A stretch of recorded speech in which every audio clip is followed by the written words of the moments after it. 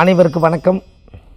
பாரம்பரிய திருவள்ளுவர் குலவம்சம் பிரசன்ன ஜோதிடர் சுபமாரிமுத்து திருப்பூர்லேருந்து இந்த பதிவு உங்களுக்காக.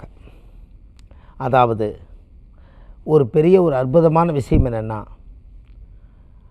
ஒரு நல்ல புதன் திசையில் சுக்கிரன் புத்தி பற்றி பார்ப்போம். புதன் திசையில் சுக்கிரன் புத்தி நடந்தால் என்ன நடக்கும்? அப்போது இந்த புதன் திசையில் சுக்கிரன் புத்தி ஒரு மனிதருக்கு ஒரு சிறப்பான புத்தி. இந்த புதன் திசையில் சுக்கிரன் புத்தி ஒருத்தருக்கு நடந்தால் ஜாதகம் பிரமாதமான ஜாதகம். அப்படின்னா பாருங்கள், அப்போது புதன் திசையில் சுக்கிரன் புத்தி யாருக்கு நடந்தாலும் ஒரு நல்ல ஒரு வீட்டில் ஒரு விசேஷ கம்பீரமாக நடக்கும். பேரு புகழ் சந்தோஷம் நிம்மதி எல்லாமே கிடைக்கும். அப்போது இந்த புதன் திசையில் சுக்கிரன் புத்தி நடக்கும்போது அந்த ஜாதகத்துக்கு எந்த ஒரு காரியத்தை எடுத்தாலும் ஒரு சிறப்பான அம்சத்தை கொடுக்கறது தான் புதன் திசையில் சுக்கிரன் புத்தி. சுக்கிரனும் புதனும் யாராவது ஒருத்தர் ஜாதகத்தில் சேர்ந்தால் அவர் செல்வந்தராயிருவர். சாதாரண மனிதனாக இருந்தாலும் கூட செல்வந்தராயிருவர். எதனால்? அது நீங்கள் லாஜிக்காக தெரிஞ்சுக்கணும். புதன் என்பது அறிவு, சுக்கிரன் என்பது பணம். இந்த அறிவு இந்த பணத்தை சம்பாரித்து கொடுத்துரும். உழைச்சவங்க என்றைக்குமே வாழ்க்கையில் முன்னுக்கு வர முடியாது. அறிவோடு இருக்கிறவங்க வாழ்க்கையில் முன்னுக்கு வருவாங்க. ஏன்? உடல் உழைப்பு எவ்வளவு நாளைக்கு இருக்கும்? காலையிலிருந்து ஒரு செங்கல்ல எடுத்து சுமக்கிறவருக்கு 1000 ரூபா சம்பளம்னா, அந்த காலையில் 9 மணிக்கு வந்து சாயந்தரம் 6 மணிக்கு போனால் அவர் எத்தனை கல் சுமந்தாலும் அவருக்கு 1000 ரூபா தான் சம்பளம். அப்போ உடல் உழைப்பு இருக்கிறவருக்கு பெரிய முன்னேற்றம் இல்லை. ஆனால் அறிவாக இருக்கிறவர் உட்கார்ந்தே சம்பாதிக்கிறார் பாருங்கள். அறிவை யூஸ் பண்ணி அவருக்கு பவர் ஜாஸ்தி. அப்போ புதனும் சுக்கிரனும் சேர்ந்தால் ஒரு அறிவாளி. புதன் என்பது புத்தி, அறிவு, கல்வி, ஞானம். இதை வச்சு செல்வமாக்கிடலாம். அப்போ புதனும் சுக்கிரனும் சேர்ந்தால் செல்வந்தர். எப்படி? இதெல்லாம் கிரக சேர்க்கையில் நீங்கள் தெரிஞ்சுக்கணும். கிரக சேர்க்கையில் நம்ம தெரிஞ்சுக்கணும். சாதாரணமாக ஒரு கிரகம் ஒரு கிரகத்தோடு சேர்ந்து வேலை செய்யாது. ஒரு கிரகம் எங்கூட சேர்ந்துட்ட என் செல்வத்தை நீயும் அடையலாவான்னு உங்கள்கிட்ட இருக்கிற அறிவு அதை எடுத்துக்கும். அதனால தான் அந்த காலத்தில் பெரியவங்க ஏதாவது ஒன்று சொன்னாங்கன்னா விவரமாக உட்காந்து கேட்பாங்க. ஏதாவது ஒரு விஷயத்தில் நம்மளுக்கு வாழ்க்கையில் முன்னுக்கு வரக்கு ஒரு வாய்ப்பு கிடைக்குமா? ஏன்னா இந்த உலகம் தெரியாமல் வாழ்ந்திருப்பாங்க. இந்த உலகம் தெரியாமல் வாழ்ந்திருப்பாங்க. அவங்களுக்கு என்ன தெரியும்? இந்த உலகம் தெரியாமல் வாழ்ந்ததுனால அடுத்த லெவலுக்கு அவங்களால போக முடியாது. அப்போ அந்த ஜாதகத்தில் வந்து அந்த காலத்தில் சொல்லுவாங்க, சிறியோர் விட்ட வெள்ளாமை விளையும் வீடு வந்து சேராது. ஏன்னா அவர் என்ன பண்ணுவார்னா, வரப்பில் கொண்டு போய் நல்ல நடு தண்ணியில் வரப்பு இருக்கும், அந்த வரப்பில் போய் நெல் தூவி விட்டு வந்துடுவார். அது நல்லா விளைஞ்சிரும். ஒரு நாள் அறுவடை பண்ணும்போது ஒரு வெள்ளம் வந்து தண்ணியில் போயிடும். அப்போ சிறியோர் விட்ட வெள்ளாமை விளையும், ஆனால் வீடு வந்து சேராது. ஆனால் பெரியவங்க அப்படி இல்லை. அங்கே போட்டால் ஒரு நாள் தண்ணி வந்து அடிச்சிட்டு போய் நமக்கு தெரிஞ்சு அவர் அங்கே போடாமல் இங்கே காட்டில் போடுவார். அதனால தான் பெரியோர் சொல் முன்னோர்கள் சொல். அப்போது அப்படி இருக்கும்போது நம்மளுக்கு கிடைக்க வேண்டிய யோகமே என்னென்னு பார்த்தா, புதன் திசையில் சுக்கிரன் புத்தி நடந்தால் அந்த ஜாதகத்துக்கு ஒரு பெரிய பவர் உண்டு. அப்போ அவர் சம்பாதிக்கிறதுக்கு நல்ல காலம் அது. அதையெல்லாம் நீங்கள் வந்து வேஸ்ட்டு பண்ணக்கூடாது. நல்ல காலம் வரும்போது நீங்கள் தொழில் செய்கிறதுக்கு தயாராக இருக்கணும். குடும்பத்துக்குள்ளே எத்தனையோ பிரச்சனைகள் இருக்கும். அண்ணன் தம்பி பிரச்சனை இருக்கும், அக்கா தங்கச்சி பிரச்சனை இருக்கும், கணவன் மனைவி பிரச்சனை இருக்கும். நான் ஏன் சம்பாதிக்கணுங்கிற எண்ணம் இருக்கும். நான் எதுக்காக வாழணும், நான் எதுக்கு எல்லாத்துக்கும் தேடி வைக்கணும், எல்லா எண்ணங்களையும் தேவையில்லாம் உருவாக்கும்.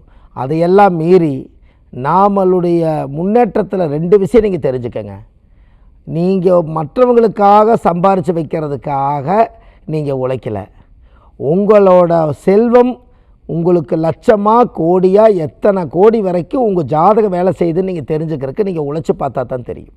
எப்படி? நீங்கள் இன்னொருத்தருக்காக நீங்கள் தேடி வைக்கலை. உங்கள் ஜாதகத்தில் இருக்கிற யோகமே எவ்வளவுன்னு கால அளவு தெரியணுன்னா நீங்கள் சம்பாரித்து தெரிஞ்சுக்கணுன்னா நீங்கள் உழைச்சி தான் ஆகணும். உழைச்சதுக்கப்புறம் இதை யாருக்கு கொடுக்கணும்னு நீங்கள் முடிவு பண்ணுறதுக்கு முன்னாடி கடவுள் முடிவு பண்ணியிருப்பார். ஏன்னா கொடுத்தது கடவுள் தானே. நம்ம நினச்சிக்குவோம், நான் இவ்வளோ கஷ்டப்பட்டு பாடுபட்டு என் மகன் மதிக்கலை, மருமக்க மதிக்கலை, என் மனைவி மதிக்கலை, என்னை யாருமே மதிக்கலை, நான் ஏன் சம்பாரித்து கொடுக்கணும், இந்த எண்ணமெல்லாம் புதன் திசையில் சுக்கிரன் புத்தியில் வரும். அப்படின்னு நினைக்காதீங்க. உன் கை நம்பி உயர்ந்திட பாரு, உனக்கென எழுது ஒரு வரலாறு, உனக்குள்ளே சக்தி இருக்கு அதை உசிப்பிட வழிப்பார். உங்களுக்கு ஒன்று தெரியுமா, சம்பாதிக்கிறதுக்காக வருமானம் வராதப்போ ஏதாவது ஒரு வழியில் நம்மளுக்கு தொழில் அமையாதான்னு ஏங்கிட்டு இருப்போம். தொழிலெல்லாம் அமைஞ்சு பேர் புகழெல்லாம் வந்ததுக்கப்புறம் நம்ம ரொம்ப பிஸியாகிடுவோம்.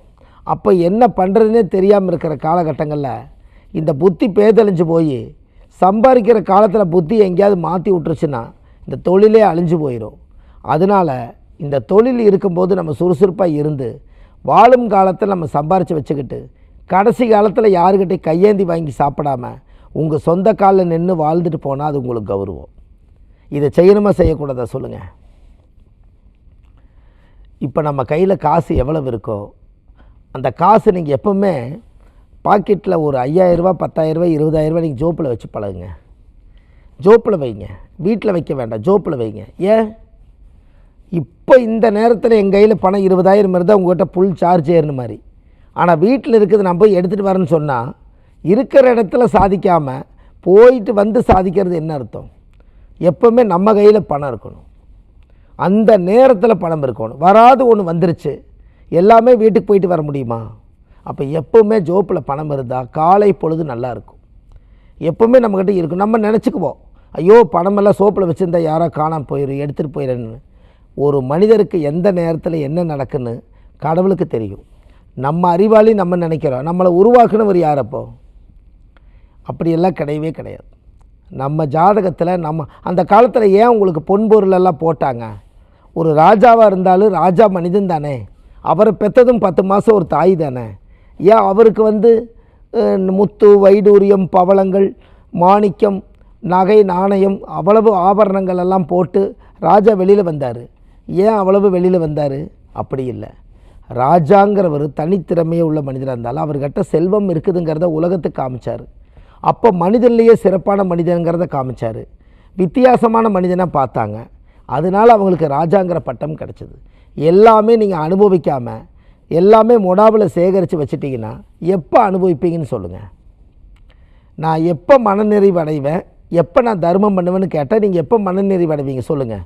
கஷ்டங்கள் என்பதும் துன்பங்கள் துயரங்கள் என்பதும் தொடர்ந்து வந்துட்டு தான் இருக்கும். என்றைக்காவது நம்ம நிறைவடையுமான்னு கேட்டால் நிறைவடையில்லை. போகிற போக்கில் தவிச்சு வாய்க்கு தண்ணி. அந்த நேரம் தாகத்துக்கு தண்ணி இருந்தால் குடித்த தாகம் தீருது. அதே மாதிரி தான் மனநிறைவும் இருக்கும் காலத்தில் இருப்பதை வைத்து சிறப்புடன் வாழ கற்றுக்கணும். இது எப்போ இந்த யோசனைகள் தோணும்னா புதன் திசையில் சுக்கிரன் புத்தி நடக்கிறவங்களுக்கு இது தோணும். இது சரியாக இருக்காதான்னு நீங்கள் சொல்லுங்கள். வாழ வேண்டிய வாழ்க்கையில் நல்ல ட்ரெஸ்ஸு, நல்ல பொன்பொருள், நகை நாணயம், பணங்காசு, பேரு புகழ் இது எல்லாமே நம்மக்கிட்ட வீட்டுக்குள்ளே இருக்கும். அனுபவிக்க மாட்டோம், ஆனால் வெளியிலிருந்து பார்த்தா இல்லாதவராட்டு தெரியும். அது எதுக்கு? ஆண்டவன் கொடுத்து அனுபவிச்சுட்டு போவோமே. கடவுள் கொடுக்க உங்களுக்கு ஒன்று தெரியுமா? உங்களை யாராலையும் உங்கள் யோகத்தை யாரும் தடுக்க முடியாது. உங்கள் வாழ்க்கையில் உங்களுக்கு என்ன கிடைக்கும்னு விதி இருக்குதோ அது நிச்சயமாக கிடைக்கும். ஏன்னு கேட்டால் இறைவன் கொடுக்க நினைப்பதை மனிதன் தடுக்க முடியாது. அப்படின்னா பாருங்கள், உங்கள் ஜாதகத்தில் உங்களுக்கு என்ன கொடுக்கணும்னு கொடுப்பனை இருக்குதோ அது யாராலையும் தடுக்க முடியாதான். நம்ம ஏன் போய் புத்திசாலியே நீங்கள் இருக்கீங்க, கடவுளே உங்களுக்கு கொடுத்துட்டார், யார் தடுக்கணும்?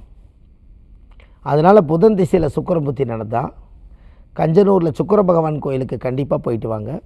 திருவெண்காடு புதன் பகவான் கோயிலுக்கு போய் 5 விளக்கு தெய்வம் போட்டு சாமிக்கு தேங்காய் பழம் மாலை கல்கண்டு வாங்கி அர்ச்சனை பண்ணி அந்த 2 கோயிலுக்கு நீங்கள் போயிட்டு வந்தாலே இந்த சுக்கிரன் ஃபஸ்ட் கிளாஸாக வேலை செய்வார்.